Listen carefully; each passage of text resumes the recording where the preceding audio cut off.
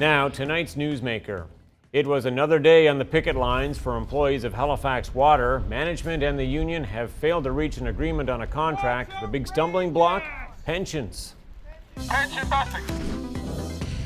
Heather Corkum is president of CUPE Local 1431 at Halifax Water, joining us today in studio. Thank you for coming in. You're welcome. Thank you for having me. Both sides at the table yesterday. Things didn't go so well. What happened? That's right. We were both at the table for about 10 and a half hours yesterday.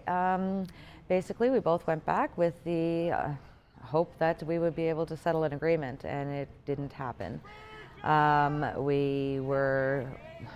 The local was there to make some movement and to get closer to the employer's goal of the cuts that they need to make to our pension, and it just didn't happen. We felt that by the end of 10 and a half hours we had done enough negotiating with ourselves, and there was no written offer from the employer, so we were finished.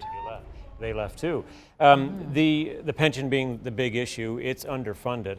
How does it happen that a pension gets so underfunded? I mean, that did not happen overnight.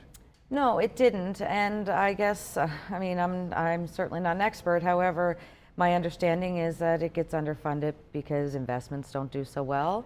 The cost of the benefits that are promised at retirement are outweighing the actual contribution and interest rates that we're getting from that. Did the union see this coming years ago, or is it just something that's come up lately? It's hard to imagine that people couldn't see this coming down the road here eventually. I guess we have seen it coming. We've had contribution rate increases for a number of years now, and we have, the way the contribution structure is that we pay half the cost and the employer pays half the cost, and so that has been increasing for sure.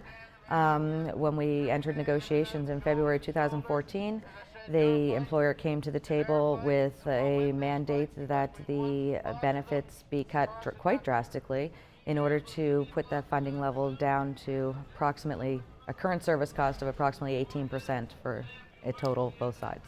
We should tell people that it's a defined benefits pension plan that is indexed, and they are becoming somewhat increasingly rare. So they are. Halifax Water says it's just too rich that in this modern day can't afford it.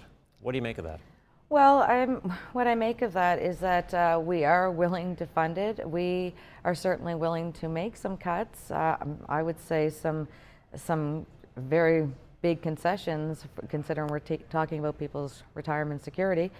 It's a great plan, and it is part of our total compensation. When people come to work at Halifax Water, they're offered a wage package along with their pension package. And I would say that we've taken the hit on wages in order to have the rich pension, as you say. Well, they call it rich, yes. but do you foresee any way in that ratepayers don't end up having to pay more to help solve the underfunding of the pension?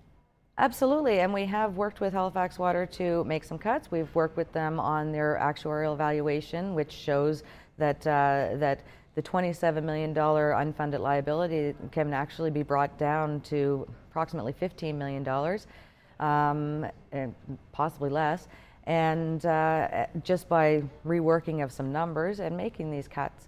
And we will save Halifax Water millions of dollars over the next 10 to 15 years. In the meantime, which essentially saves ratepayers that money. Indeed, but for now the strike continues. For now the strike continues, unfortunately. That's right. Heather Corkum, thank you very much for coming in. Thank you for having me.